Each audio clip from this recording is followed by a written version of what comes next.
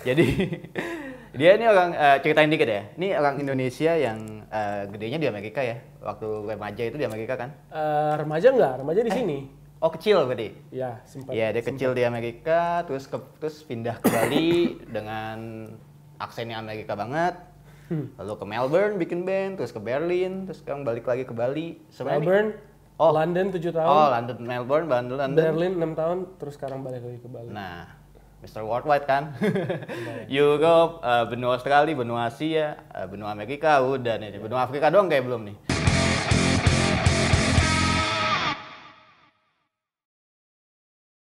Kayaknya Disarm kita udah banyak ngomongin Disarm dan Blood Moon-nya. Tapi sebenarnya Blood Moon ada satu lagu lagi nih yang judulnya All in Place gitu kan.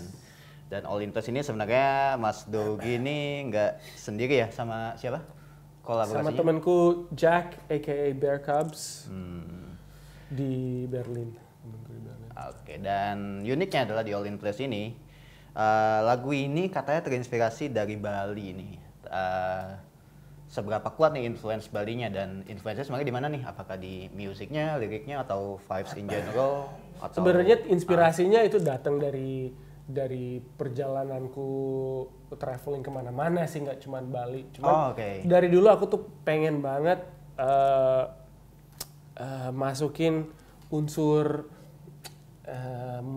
musik tradisional Indonesia ke lagu-laguku. Cuman nggak sempet aja, atau mungkin dulu pernah coba tapi nggak cocok atau gimana. Tapi aku selalu mencoba kalau ada lagu baru, aku selalu coba. Nah kali ini kita coba lagi dan ternyata si Jack juga suka, aku juga suka. Kayaknya pas banget ini untuk mengelevasi lagunya. Jadi nggak sekedar kita masukin aja, maksain masuk, tapi membuat lagunya, menurut kita ya, membuat lagunya lebih bagus gitu.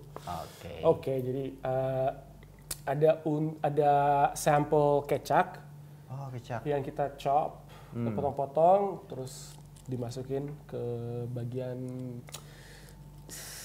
terakhir lah, bagian-bagian belakang lagunya lah. Oke, bisa didengerin ya. Oke. Setelah kita udah ngomongin All in Place, Disarm, dan Blood Moon, tadi Mas Dogi sempat nyebut nih pengalamannya di mana-mana. Emang Mas Dogi ini sebenarnya Mr. Worldwide banget nih. Jadi dia ini orang ceritain dikit ya. Ini orang Indonesia yang gedenya di Amerika ya. Waktu remaja itu di Amerika kan? Remaja enggak, remaja di sini. Oh kecil berarti? Ya, sempat. Iya dia kecil di Amerika, terus pindah ke Bali dengan aksennya Amerika banget. Lalu ke Melbourne bikin band, terus ke Berlin, terus sekarang balik lagi ke Bali. Melbourne, London 7 tahun. Oh London, Melbourne, London. Berlin 6 tahun, terus sekarang balik lagi ke Bali. Nah, Mr. Worldwide kan? Europe, benua Australia, benua Asia, benua Amerika, udah nih. Benua Afrika doang kayak belum nih. Sebenarnya yang pertanyaannya... Didatengin holiday udah, tapi untuk tinggalin belum pernah. Oke. Udah keliling dunia, bener-bener Mr. Worldwide berarti. Tapi pertanyaannya sebenarnya ini sih, Mas nih. Kamu kan tinggal di mana-mana nih, di tempat-tempat baru lah ya gitu, dan menetap gitu. Pernah merasa sebagai outsider, alienated gitu, pernah nggak sih? Atau malah melihat keberagaman dunia dan keindahan dunia karena bisa kemana-mana? Dua-duanya. Ya. Kalau yang merasa outsider tuh saat kenapa tuh?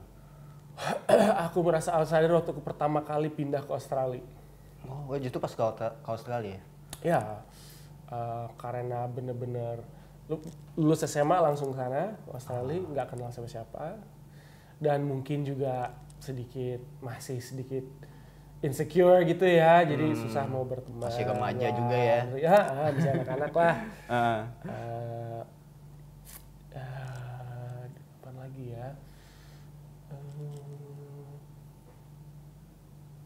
Di London juga aku sempat merasa lumayan sendirian sih. Apalagi kalau abis tour gitu ya, abis tour panjang. Kan dikelilingi banyak orang. Kalau abis tour, abis main, kayak interview kayak gini, ketemu orang ini, ketemu orang itu, diajak ke party ini, party itu, apa segala macam. Pokoknya hidup tuh selalu dikelilingi orang, selalu ketemu orang. Terus kalau udah nggak ada show, nggak ada kesibukan yang berhubungan dengan band, pulang. rumah ke apartemen sendiri di London. Ya sendiri, nggak ada siapa. Nggak ada yang datengin mau interview, nggak ada yang nanya soal ini, nggak ada kesibukan lah. Jadi benar-benar tersendiri. Nah di saat itu aku benar-benar merasa lumayan lonely sih sebetulnya terus terang bro. Jauh dari rumah ya gitu ya. Ya nggak di rumah, di dalam rumah aku sendiri, jauh dari keluarga, jauh dari keluarga ya. Terus anggota band yang lain mereka juga kita semua pindah ke London bareng, tapi mereka udah punya pasangan, jadi mereka ada pasangan mereka, ada kesibukan sendiri, punya kehidupan sendiri selain Temper Trap. Tapi kalau aku bener-bener kayaknya jati diriku tuh bener-bener ada di Temper Trap. Jadi kalau kita nggak ada kerjaan, kayaknya ya siapa gitu ya. Siapakah aku gitu lah. Oke. Cara beradaptasi gitu gimana kalau Mas Do gitu di tempat saat merasa seperti itu atau menghilangkan perasaan-perasaan seperti itu gimana? Apakah musik adalah jawabannya? Ya pengennya sih bilang musik memang bisa menjadi salah satu jawaban, cuman terus terang zaman dulu sih aku mencari jalan keluar ya lain untuk mengobati rasa lonely-nya aku. Tapi ya apa ya, I don't know, nggak tahu ya, musik juga bisa menjadi obat lah pasti. Makanya bikin Temper Trap, bikin Motherboard dan lain-lain ya, gitu ya. Karena aku merasa lonely. bisa jadi ya. Iyalah. Ya. Oke, terus kalau feel blessed-nya di saat apa tuh? Ketika I'm in Indonesian, in outside gitu. Aduh, banyak sih perasaan merasa diberkati gitu ya. Udah ngeluarin lagu-lagu baru sekarang, Blood Moon aja setelah sekian lama vakum, nggak beraktivitas di umum lah di dunia musik. Aku merasa diberkati, udah bisa ngerilis lagu, bisa interview begini, ini kan suatu berkat lah, ya kan? Benar banget.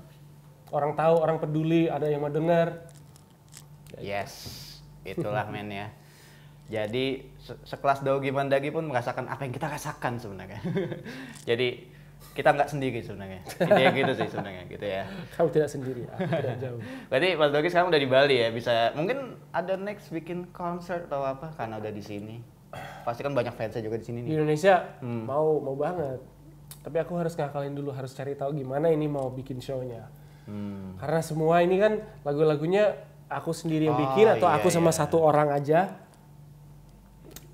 Jadi untuk live show-nya waktu kita bikin musiknya sih kita nggak terlalu pikirin. Beda kalau bikin musik sama band kan. Kira-kira apa yang dimainin live itulah apa yang terjadi waktu kita bikin lagunya di studio kan. Sih, benar. Kurang lebih sama ya. Kalau ini kayaknya harus sedikit berbeda, jadi harus dipikirin dulu gimana caranya. Tapi tawaran manggung ada sebenarnya. Kenapa? Tawaran untuk manggung. Of course. Tapi ada yang diambil? Mungkin ada upcoming shows? Ada beberapa show di Australia September, tapi show industri ya. Jadi bakalan banyak booker agent gitulah untuk festival atau apa yang akan datang. Aku baru dikonfirmasi akan main di situ September.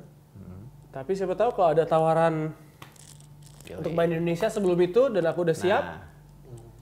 Silakan. Mas Dogi di Bali. Silakan. Email, DM or anything. IG, TikTok. Nah, lengkap tuh. Oke, ini last question ya. What next for Blood Moon? Kan udah 2 single nih. Ya. Mungkin album atau apa gitu. Single ketiga. Ya, single ketiga terus EP Agustus. Oke, Agustus. Berarti bulan depan dong. Nah, dikit lagi tuh. Pokoknya nantikan saja Blood Moon di digital streaming platform kesayangan lo. Kalau yang suka main FIFA, coba cek deh lagunya Mas Dogi itu yang mana tuh. Harusnya sih tahu dari vokalnya sih ya. Gitu. Oke. Thank you banget buat kalian yang udah nonton HiPods kali ini. Edisi yang sangat spesial banget karena kita kedatangan Mas Dogi Mandagi dari Temper Trap dan Blood Moon. See you next di HiPods berikutnya. Jangan lupa juga untuk like, comment, and subscribe. Dah. Dah.